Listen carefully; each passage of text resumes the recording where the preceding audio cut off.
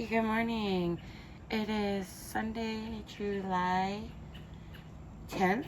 Yes, July 10th. And I'm going to take you on a garden tour. This is our herb garden. It is overgrown, as you can see. Got some lettuce that needs to be taken care of, but all kinds of things in there. Some oregano that's in bloom, some thyme, some tarragon, chives, and some dill in the back, all kinds of things. Then, excuse me, over to the side here, I believe this is called mugwort. Apparently, it makes a tea, Amanda said. Then we got some lemon balm, some more lemon balm, some chicks and hens. Alrighty, then over here we have hydrangeas, and it's really interesting because they're right next to each other, and this is kind of like, I don't know if you can tell very well, like a pinkish, purplish color. But then over here, the bush right next to it is like full-on purple, maybe with a blue hue, so to speak. And then we got our climbing clematis. See if we can get a good picture of that.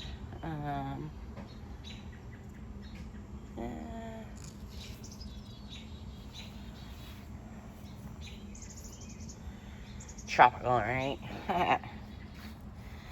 Alright, we've got some rose bushes over here, many of which need to be deadheaded and pruned. And that's another day. This is our peace lily, calla lily. It's done blooming, but it was cool when it was blooming. Just some more roses. Got another rose here. I have no idea what that tree is, but it's kind of cool. And there's a yellow dragon trap in there. Actually, this trap is set for yellow jackets, wasps, and hornets. It's doing its job. Alrighty, then we're gonna walk back to what should be our fire pit area. Right now, there is kind of a fire burning pit in there. We don't really use it very often. Joe gave it to us, and it is an open one. This is just trimmings from our trees that when we trimmed our trees earlier this year. We got our wood storage for making fires. And then there's that fire pit that Joe gave us. We have a better one. It's just closer to the house because, it's rainy weather, and so, well, I don't know why we had it close to the house. Anyways, not important. We've got some more roses here. Some purple ones, some white ones. I really like this one right here. The two-tone roses. These ones are called ketchup and mustard roses. The name cracks me up. I ordered some vases. Well, not vases, but the sleeves that you get when you buy bouquets of flowers in the stores. I ordered some of those so that way I can start cutting some of my flowers and gifting them, traveling to gift them. But I think I might come back and cut some custom mustard roses for a vase in our house because they're looking kind of nice. Alrighty, and then we've got here some, I guess, like moss. Well, I know it is moss. It's called Scotch moss. Not sure why we have it in the pot, but we should probably transplant that and have it as ground cover at some point. Then we've got, let me just show you the picture this way, 3 blueberry bushes. And one of them is a pink lady blueberry. I think that's what they call it. But the berries actually, I think, are supposed to be pink, but they're still blueberries. So that's kind of cool. We pinched back all the buds this year, though, because they recommend that gardeners, like serious gardeners, recommend that master gardeners, yeah, that's what they're called, because when you pinch back the buds for the first year or so, it helps to establish a stronger, healthier root system. So that's what we did. It's like really hard because I really want to eat yummy blueberries. We've got some thyme growing because thyme just makes a really good ground cover, and it smells nice, and I think I read that it helps with pests as well. Nick could tell you more about what all is over here. That's marigold that we planted. This here, I think a tomato plant snuck in, but the big leaves are called sorrel, and kind of has like a lemony, tangy flavor to it, but similar to like spinach, but it tastes lemony. It's really yummy. And then we have a green bean plant, and I believe this is the ones that they grow purple, and then when you cook them, they turn green. Oh, here's our Asian pear tree.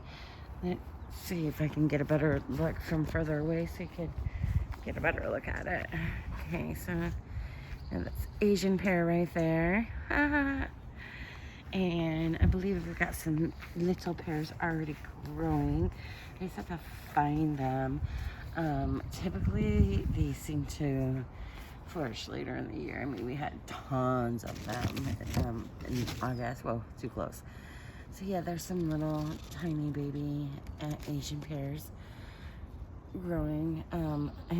Like I said, last summer there was like, in August there were clusters of them. So I'm not sure what will happen this year.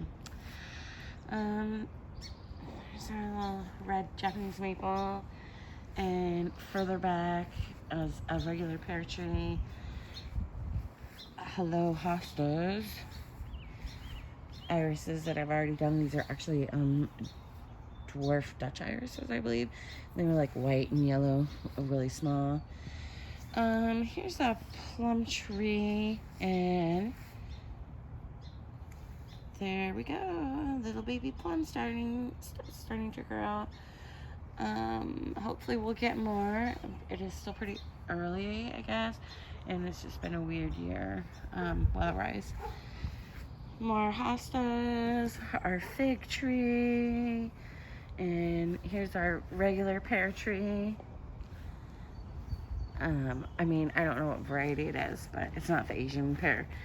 And then there's some little pears growing already, so hopefully as well.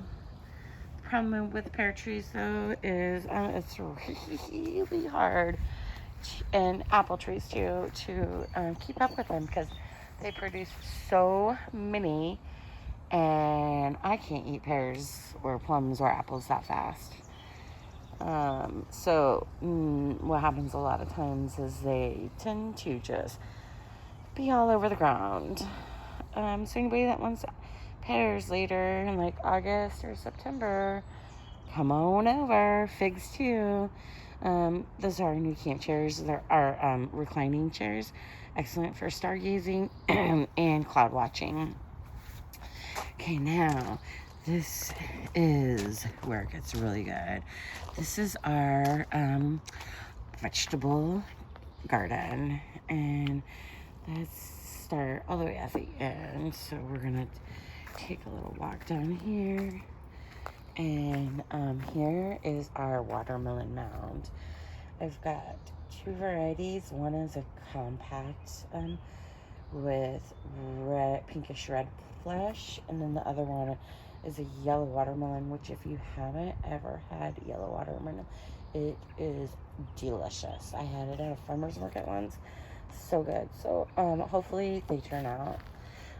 Next to the mound we have some green beans that are climbing, and they might need a little help getting trained some more, but yeah.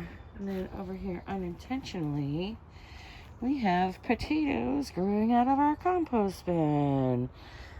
And then we have over here some more marigolds, a pepper plant, I believe, and then some more tomato plants, some sweet onions and carrots.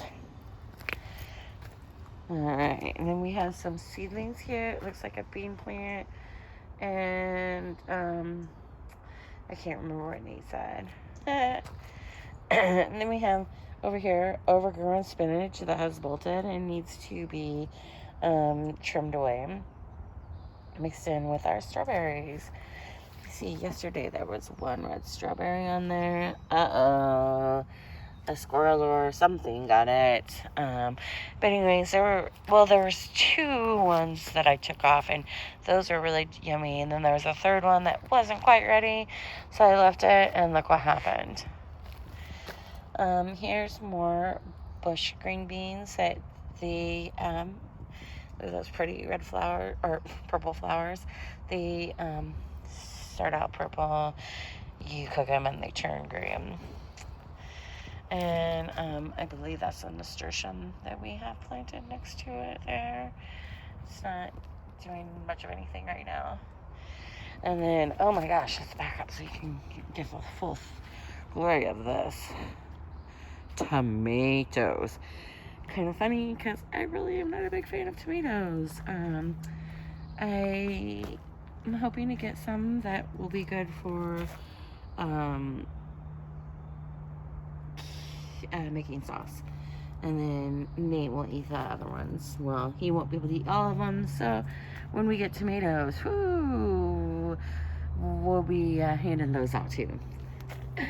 Just so that they don't go bad, because there's no way Nate will be able to eat them all by himself. Then we have mixed in with the tomatoes some basil. There's purple basil, but it's really hard to see. It's very, very small, and it's actually kind of underneath all the tomatoes. But as you can see, lots and lots of tomatoes. There's another basil. And then, oh my goodness. What is all of this leafiness? Well, glad you asked. This first set of leafiness here are actually beets. And they're getting ready. They're probably almost ready. Then we have mixed in, we've got lettuce and more sweet onions. And I believe those tall things over there are tomatillos. And then we've got more marigold. And then there's our roses again on the other side. Here's more green beans. You can see the slugs really like to mess with our leaves. This here is called New Zealand spinach, so it's actually not a true spinach. They just call it spinach, but it's similar to spinach and it's to be used like spinach. So it's my first time planting it. This is an experiment, so we'll see what happens. I look forward to trying it, tasting it. I'm going to let the leaves get a little bit bigger. Then over here on this mound, we have cucumbers and a zucchini. I believe the zucchini is the one in the middle. It's kind of being delayed a little, but the cucumbers look to be doing rather nice.